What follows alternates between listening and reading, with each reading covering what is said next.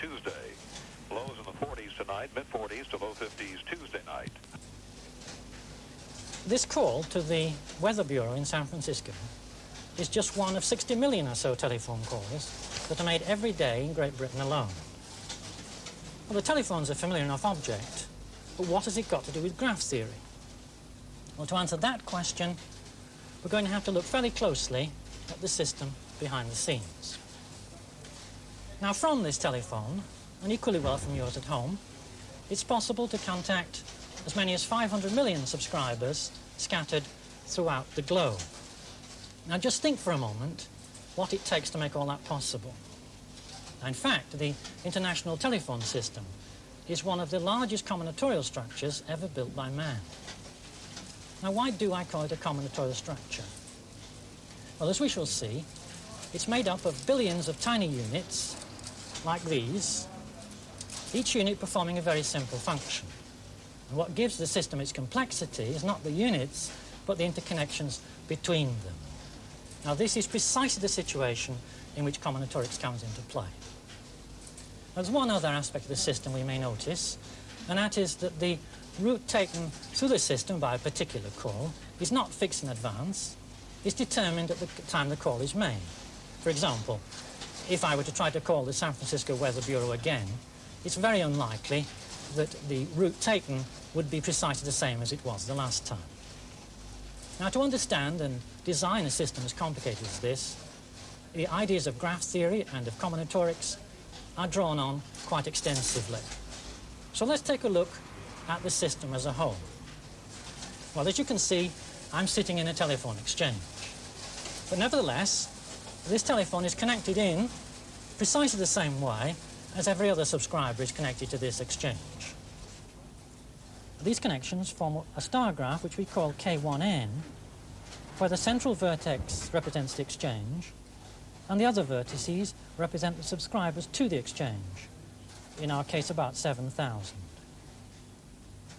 This was exactly the form of the first telephone system, which was a single exchange with 21 subscribers installed in New Haven, Connecticut in January 1878.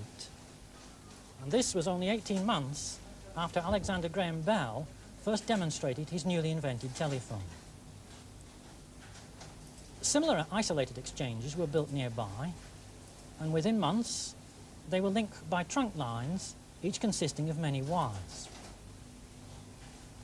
Well, of course, these trunk lines rapidly became so numerous that they were themselves connected into a transit exchange, in just the same way as subscribers' lines are connected into a local exchange. As well as being more practical to build, this design gives the system greater flexibility at much reduced cost. Now, by July of 1879, the American District Telegraph Company already had such a two-tier exchange system operating in Chicago. There were more than 1,500 subscribers connected via 9 branch offices and 1 central office. Now, the worldwide growth in the telephone system since then has led to a hierarchy of 4 or 5 levels of exchanges at the international level, with exchanges at local, district, regional, and international levels. Our call to the Weather Bureau in San Francisco would have been routed upwards through the British exchange system to the International Exchange in London, thence to the International Exchange in New York, and from there down through the American exchange system to the San Francisco Weather Bureau's recorded message machine. The system as a whole is very much like a branching tree structure. If our call is to find its way through this structure, it must be correctly routed by each of the exchanges through which it passes. Well, by now, it's probably becoming clear that one of the key features of the telephone system is the way that switching operations are used to route a call through an exchange. Well, to see something about the way this switching is accomplished, and also to learn how graph theory can help us to design a practical and efficient exchange, I'm now going to hand you over to Professor Ken Cattermole of the University of Essex. Before looking at an actual switching unit, We'll just go back to the star graph of subscribers connected to an exchange. We've slightly distorted the graph, but it's still a star graph K1N. It would be more accurate to represent this as a digraph, with each subscriber being connected both to an inlet of the exchange and an outlet of the exchange. We can now distort this graph, considering only 4 subscribers, into a more useful shape. And finally, we'll replace the exchange with a switch and just consider the inlets and outlets to the switch. This is a demonstration crossbar switch. Actually, it's a collection of individual switches arranged in the rows and columns of an array. The diagram of the array here is very similar to the physical form. We have a row for every inlet and a column for every outlet. At each intersection of a row and a column, we have a switch contact known as a cross point. By making the appropriate contact, we can connect any inlet to any outlet. The switch is actuated by electromagnets. We have an electromagnet for each row and one for each column.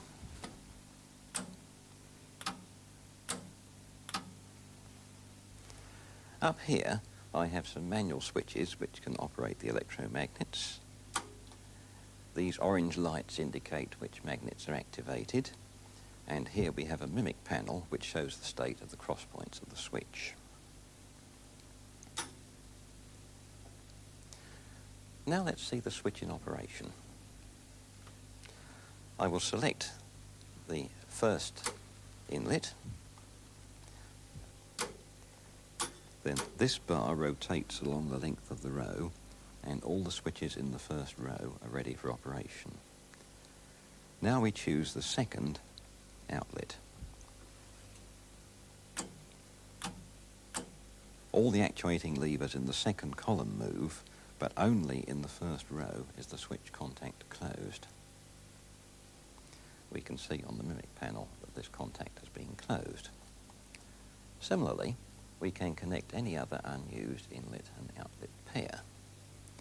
I'm going to take the third inlet and the third outlet, or again the fourth inlet and the first outlet.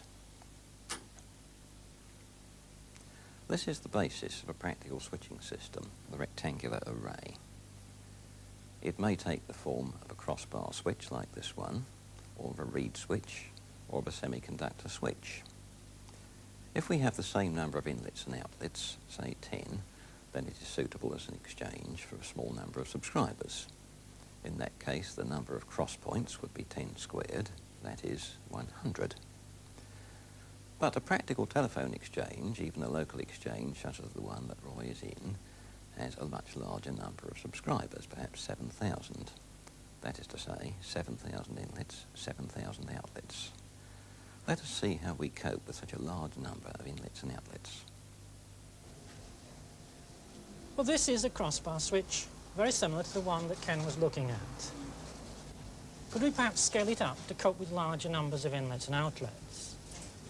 Well, in this exchange, all the crossbar switches are the same size. They're basically 14 by 18. You'll find nothing like a crossbar switch with 200 inlets and 200 outlets here.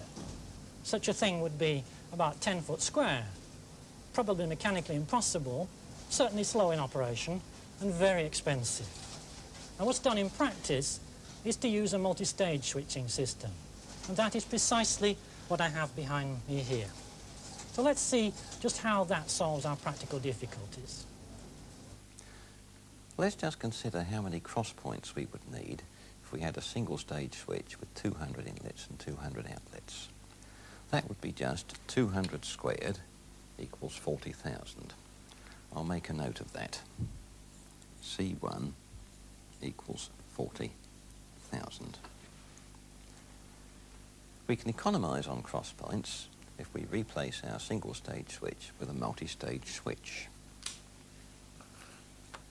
This is a 3-stage switch, still with 200 inlets and 200 outlets, I'll just label the stages A, B, C. I'm going to choose 20 switches in my A stage, each with 10 inlets and 10 outlets. That means 100 cross points in each switch. The total number of cross points in our A stage will be 20 times 100 equals 2000. Now each A stage output has to go to a separate B switch, so we need 10 B switches, each with 20 inlets and 20 outlets. That's 400 cross points in each B switch. Total number of cross points in the B stage is 10 times 400, which is 4000. The C stage is a mirror image of the A stage. Again, we need 20 switches, each with 10 inlets, 10 outlets, and so 100 cross points. That's a total of 2000 cross points in the C stage. Now let's add up the cross points of the three-stage switch. We have C3 equals 8,000. That's a great saving in cross points, only a fifth as many as the single-stage switch. Also, we have a convenient size of switch block, 10 by 10 or 20 by 20. This is in fact the minimal number of cross points for a 200 inlet, 200 outlet multi-stage switch. In practical switching systems, we often go to a larger number of stages, such as 5 or 7, and these can be even more efficient in the use of cross points. Well, that's got over the problem of the physical size of individual coordinate switches, and it's also given us a much more efficient use of cross points. It's left us with another problem. How do we connect these switches in multi-stage networks? There'll be hundreds of switches and perhaps as many as 7 stages. Well, it's very difficult to see anything of the interconnection network here in the exchange, so we'll go back to the studio to look at it in detail. The three-stage network we've been considering is the simplest multi-stage switch which we would use in practice. Yet already it is becoming too elaborate to draw out in detail. So we're going to represent it by a graph. This is the graph of a three-stage switch. I'll label the stages A, B, and C. In each stage we have 2 switch blocks, 1 and 2. The vertices of the graph are switch blocks, in this simple example, with 2 inlets and 2 outlets. The edges of the graph are connections between the switch blocks, in this case between adjacent stages A to B, B to C. We shall always proceed from left to right, so this is really a directed graph or digraph, and I could indicate the directions, so. However, when we're dealing with a graph with a larger number of edges, this becomes rather confusing. So I'm just going to indicate the general direction. Also, we will normally omit the edges entering the inlets and the edges leaving the outlets, again for simplicity. We must remember that any graph we see is normally a part of a larger network. Now let's look at a more elaborate graph. This is a 5-stage network. Notice that this is incomplete. We have no connections, for example, from A1 to B3 or from A1 to B4. Normally, in a multi-stage network, we have incomplete graphs in order to minimize the number of cross points in the switch blocks vertices. But once we're dealing with incomplete graphs, there are many ways of drawing them. Here is our original graph with another one for comparison. Similar, but different. How are we to tell which of these is the better as a basis for a connection network? Let us examine this point in more detail. Let's just look at the first network and consider paths between any one inlet vertex and any one outlet vertex. To go from A1 to E3, we can use this path, or this path, or this path, or this path. 4 alternative paths. Together, these 4 paths form the channel graph between A1 and E3. Here's the channel graph between A1 and E1, A2 and E1, A3 and E1, A4 and E3. All these channel graphs are isomorphic. They're only distorted versions of the graph at the bottom of the screen. This applies to all the channel graphs in this network. Because of this, we say that the network as a whole is channel regular. This is reflected in the network's obvious structural regularity. Practical interconnection networks are always based on channel regular graphs. This means that when we analyse the network, we only have to look at one channel graph. Roy will show us how to analyse channel graphs. As each connection is made, it will seize certain links of the network. This, of course, reduces the number of links available for subsequent connections. We shall consider this channel graph from A2 to E4, and we'll see how connections to the network as a whole are affected. We'll also record the effect on the equivalent channel graph at the bottom of the screen. If we connect this path through the network from A4 to E3, these links will become unavailable for subsequent connections. One of these links is contained in our channel graph. So when the path is removed from the network, one link of our channel graph is also removed. But we're still able to connect A2 to E4. If we connect this path from A4 to E2, then all these links will become unavailable. None of these links is contained in our channel graph. So when the path is removed from the network, our channel graph is unaffected. We are still able to connect A2 to E4. Now suppose we connect A3 to E4 by this path. All these links then become unavailable for subsequent connections. 2 of these links are contained in our channel graph. So when this path is removed from the network, 2 links of our channel graph are also removed. But we're still able to make a connection between A2 and E4. If we now connect A2 to E1 along this path, then all these links become unavailable. 2 of these links are contained in our channel graph. And so when the path is removed from the network, 2 more links of our channel graph are removed. Now we can no longer make a connection between A2 and E4. All paths between A2 and E4 are blocked, and the channel graph has become disconnected. Well, that's shown how a network can become blocked or partly disconnected. But remember that what we set out to find was which of these 2 networks was preferable. We want to choose the network which is less likely to be blocked. Now, because both of these networks are channel regular, we don't have to compare the networks themselves. Instead, we can compare their respective channel graphs. We're going to use an argument based upon cut sets.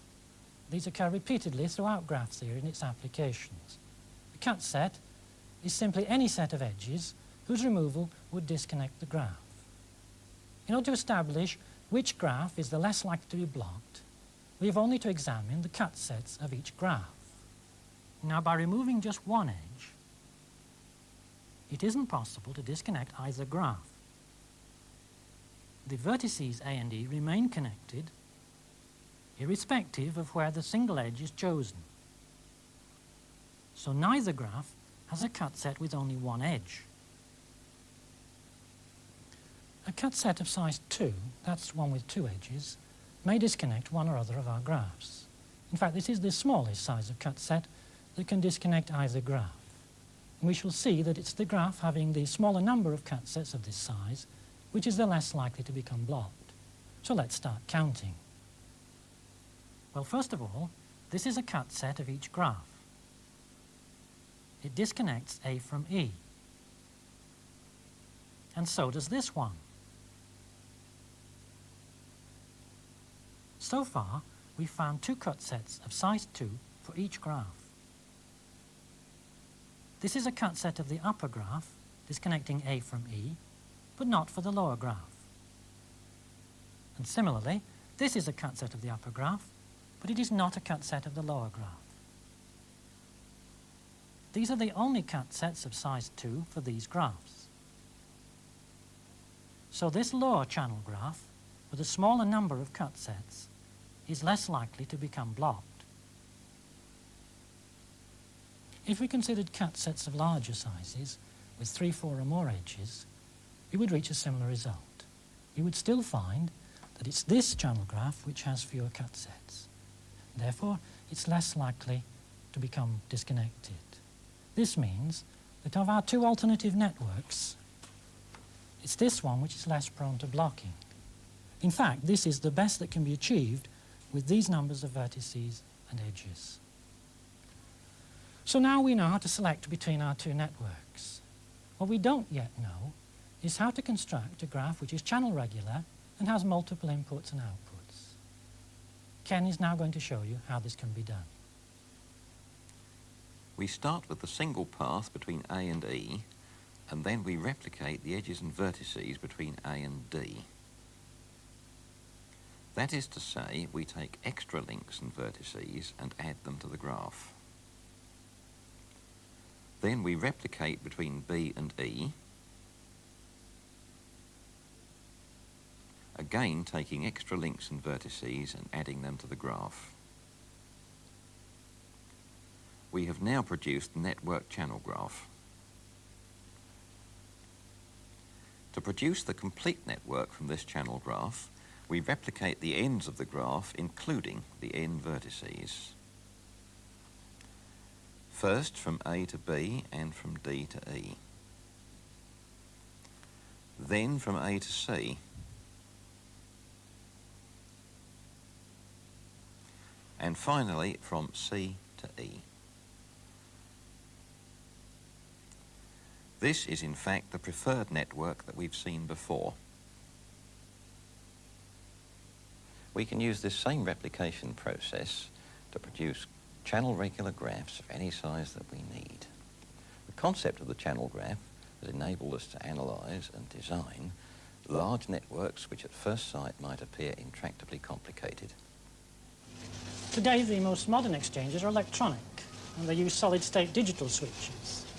Now, a circuit board, like this one here, which uses microchip switching components, here they are, here and here, can replace a whole bay of crossbar switches with obvious savings in space, in power consumption, and ultimately in cost. We've been using the concepts of graph theory to analyse telephone exchanges based on crossbar switches. These concepts are just as valid when designing the most modern of electronic switching systems.